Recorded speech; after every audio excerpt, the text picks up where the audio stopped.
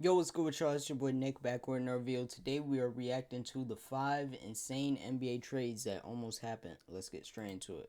Is built on two things: player movement and content. The league wants us as fans to be constantly anticipating and talking about the next big move. But what about those moves that almost happened but didn't? Those secret behind the scenes trades whose details only come out years later. What happened to those trades? First up, let's start with a big one. The Golden State Warriors almost traded Steph Curry. Now, some of you might be thinking that this is referring to when the Warriors offered either Steph Curry or Monte Ellis to the Bucks for Andrew Bogut in 2012, but this one is actually even crazier because the entirety of the Warriors era with Steph almost never happened. Back on draft night in 2009, Curry was the most intriguing prospect in the entire class. Undeniably talented, but certainly came with a lot of question marks as well. One team that was all in on Steph, though, was the Phoenix Suns. And guess who was the GM of the Suns back in 2009? Steve Kerr, the eventual head coach of Steph and the Warriors. At the time in Phoenix, Kerr saw Curry I didn't even know Steve Kerr was a GM. That's crazy. The second coming of Steve Nash, and they were desperate to get him. The problem was the Suns had the 14th pick in the draft, and Steph was pretty much a lock to go in the top 10, so the two teams worked out a deal. According to Steve Kerr, the Suns had a handshake agreement with the Warriors to trade them Amari Stoudemire for the 7th overall pick if Curry fell to that spot. And on draft night, when Curry dropped to the Warriors at 7, the Suns thought they had a deal. Now from here, you can kind of choose to believe who you want to on this. According to the Warriors, of course, there was never a deal in place, and they always wanted to take Curry, the eventual savior of their franchise. And according to the that gotta be cap. It ain't no way. Like the video that just had that made about why he dropped, it's no way that they always want him. Suns, the Warriors backed out of the deal at the last minute for whatever reason. Some people have speculated that the Warriors dropped the deal because they saw how excited the fan base got over picking Curry, while others say that the Suns are just saying all this in hindsight to make themselves look even better. But one thing is for certain, there absolutely were conversations. I feel like the Suns are close to telling the truth, but that would have been crazy if Steph went to Phoenix. From the Warriors about trading away Steph Curry on draft night, and of course, this not happening had a huge impact. We all know about the success the Warriors have had, but according to the Suns, this also kind of messed up the rest of their draft as well. They were going to take Drew Holiday at 14, but when they thought they were getting Steph, they decided that they didn't need another guard and went with Earl Clark. And of course, Holiday went on to become a great player, and the Suns didn't even end up with Curry. Now, this one more so than the other entries on this list. Drew Holiday is crazy. I apologize for pausing. I have to just choose who to believe on this one because it's super easy for these teams to just kind of say things that make them look good in hindsight. But regardless, this isn't. I got this like old thing. For sure be lying just to make their fans believe them even more.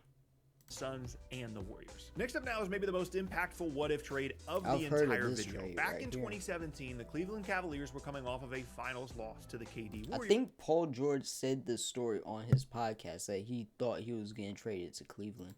And were looking to upgrade their roster and try and keep LeBron on the team, who was a 2018 free agent. Primarily, they were trying to add another star alongside LeBron and Kyrie and send out Kevin Love. And keep in mind that all of this was before Kyrie's trade request in 2017, which I'm going to get to in a second. So the Cavs reportedly had a trade in place that would have added Paul George to the team alongside LeBron and Kyrie. George, of course, was also a 2018 free agent and had told the Pacers that he did not plan on re-signing with the team, making him one of the biggest trade targets on the market. And it also probably wouldn't take as much in exchange to get George as you would think, because he could possibly just leave in a year. And apparently the Cavs were very close on a deal. The structure was this: a 3-team trade in which the Nuggets would get Kevin Love, the Pacers would get Gary Harris and some picks, and the Cavs would get George. The deal was so far along, in fact, that George himself has admitted that it did almost happen. But apparently, as it got to the ownership approval stage, the trade fell apart at the last second, mostly because the Pacers did not want to send George to a division rival in Cleveland. So that trade never happened. That is right. I remember Paul George said that on his podcast, was saying that they didn't want to trade him to Cleveland. And I think he wanted to go to LA also. And then a few weeks later, everything goes crazy in Cleveland because Kyrie Irving is now requested a trade, which makes the George trade situation that much more complicated. The Cavs tried to re-engage the Pacers on a deal that would involve either Irving himself or the assets that they got in exchange for sending Kyrie to a third team, but again, a deal wasn't able to get approved fully. So the Cavs ended up trading Kyrie to the Celtics, but then again, the Cavs tried to get George, now with the highly coveted Nets first-round pick in 2018 that they got in the Kyrie deal, but again, they couldn't come to an agreement. Soon after, George was sent to the Thunder for Victor Oladipo and Domantas Sabonis, and the Cavs chose to hold on to the assets that they got in the Kyrie deal in case LeBron left in 2018, which of course he did. The Cavs then used that Nets pick on Colin Sexton at 8th overall, finally completing the loop of what could have been with all the assets in the various versions of potential Paul George trades. Had the move gone through, there's no real way of knowing how it would have gone for the Cavs with the always present variable that is Kyrie and just how loaded those Golden State teams were. It's honestly pretty likely that LeBron probably would have ended up leaving in 2018 anyway. And of course, for the Pacers, the deal that they ended up making with the Thunder worked out great for them. Let's go back to the mid-2000s now for the next one, where a deal was in place that would have made Kobe Bryant a Detroit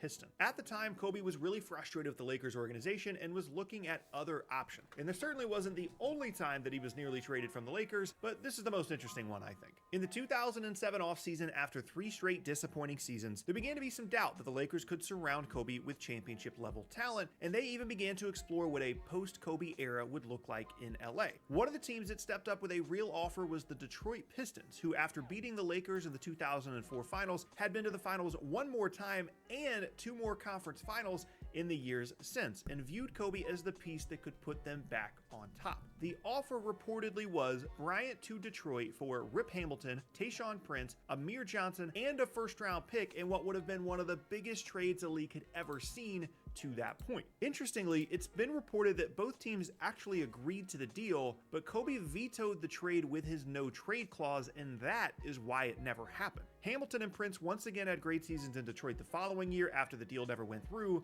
as they made it to the conference finals and lost to the eventual champion Boston Celtics. And without that super team coming together, the Pistons easily could have made the finals once again, even without the Kobe trade. Meanwhile, for the Lakers, they got things turned around immediately after almost trading away Kobe. They made the finals in 2008, where they also lost to the Celtics, before winning back-to-back titles in 2009 and 2010, largely because of a different trade, bringing in Pau Gasol from the Grizzlies at the 2008 trade deadline. Without Kobe declining the trade and or the Lakers making the Gasol trade, who knows how this potential deal could have looked throughout the history of the NBA. Speaking of the 2008 Celtics, by the way, we do have to talk about the KG almost went to Phoenix? Kevin Garnett trade sweepstakes back in 2007. We know that KG ended up with the Celtics in that offseason along with Ray Allen, and that led to the Celtics winning the 2008 title. But a lot of other teams were in the running to get Garnett in that offseason, and many of them almost succeeded. The Warriors, Mavericks, and Lakers all were in pretty serious talks to get KG in 2007, amongst others, in addition to, of course, the Celtics, who ultimately landed him.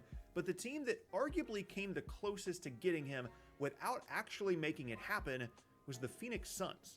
This was a bit of a different era as well when it came to trade requests, because Garnett didn't really want to leave the Timberwolves, but it just felt like he had to in order to have more team success, and the team was willing to listen to him in terms of where he wanted to go when they were taking that into account. And one of the places that he certainly did want to go and play was Phoenix, to play with Steve Nash. The asking price for Minnesota is a little bit difficult to nail down exactly here, but it ranged from either Shawn Marion and Amari Stoudemire, or just Shawn Marion and some other assets. Regardless, the interest in KG to Phoenix was very real on both sides, but there are a few reasons that it never happened. First, KG would have had to take a pay cut within the salary cap to come to Phoenix if it was just Marion being traded away, and also Garnett wanted to play with Stoudemire and Nash, not just Nash, not to mention Marion's own contract demands that cooled Minnesota a bit on landing him in the trade. So any kind of framework that involved both Stoudemire and Marion going to Minnesota wouldn't have worked, because KG wanted to play with Amari, and then he would have had to take a pay cut if it was just Marion going to Minnesota, who Minnesota didn't even want to pay him as much as he wanted to in the first place. And so even though at first there were a lot of things that made sense about KG being traded to Phoenix, ultimately a good deal just never materialized for both sides. Meanwhile, this trade I feel like KG's underrated, like as a mid-range shooter and all that. Like I was just thinking about just seeing these highlights, like KG cold. Massive impact on the league over the next few seasons. The Celtics win the 2008 title, which, as I mentioned in the previous section, prevented the Pistons or Lakers from winning another title, and Marion staying with the Suns paved the way for...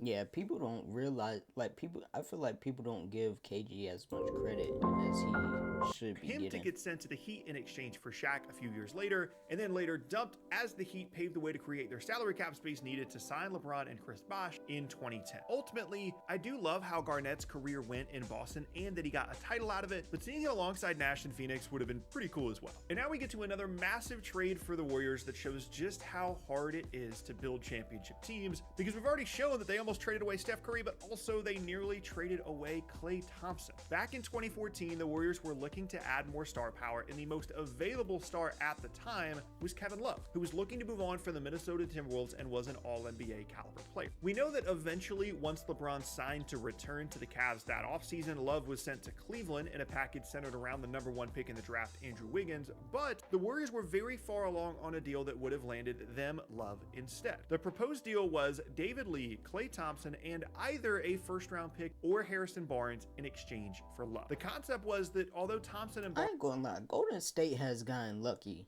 Like, they've gotten lucky over this whole time since Steph got drafted to when they just when they won the championship, their last championship. They've been getting lucky to, like, if I'm being honest, they've been getting lucky from Steph turning out to be the greatest shooter of all time, to Klay being one of the best 3-and-D players, and to Draymond just being Draymond. Like, they just gotten lucky for sure. Barnes were good young pieces. Love represented the kind of star upgrade that the Warriors needed to push for championships. And a lot of people within the Warriors organization were willing to make the deal. However, one person that, according to himself, was passionately against the deal was Jerry West, who was a consultant in the front office at the time. West and head coach Steve Kerr both pushed back on the deal and recognized that Thompson was the perfect fit alongside Steph Curry in the backcourt. And despite a strong push from ownership and members of the front office, no disrespect to Kevin Love, but Kevin Love on that team, they would not have won as much championships as what they already won. To trade away Klay, the Warriors backed off the deal and Love was sent to the Cavs. Now remember, this was in the 2014 offseason. Then in the 2014-15 season, the Warriors won 67 games and the NBA title. The following year, they broke the single game wins record, went 73-9, and lost in Game 7 of the 2016 finals, ironically to Love and the Cavs, and then went on to win the 2017-18 and 2022 titles, all with Klay Thompson as a central piece. I'm not sure there is a bigger turnaround in the history of the league from a trade that almost happened for an unproven team, and then that team immediately becoming a borderline dynasty. The Warriors were the defining team in the league from 2014 on, and all of that almost didn't happen. Now, to be fair, they still had Steph, and Love would have been really good for them, but Draymond developed in that following season into the complementary piece that they needed in the front court, and the rest is history. The potential impact of this trade goes even further as well, as obviously the Cavs don't get Love if the Warriors trade for him first, and who knows who they go and get instead, or maybe they keep Wiggins, or any number of things could have happened. But this turned out to be the perfect example of how crazy what-ifs can get from trades that almost happened throughout NBA history. For sure. Yeah. This is just a representation of, like, how some GMs are actually smart and some GMs don't make no sense.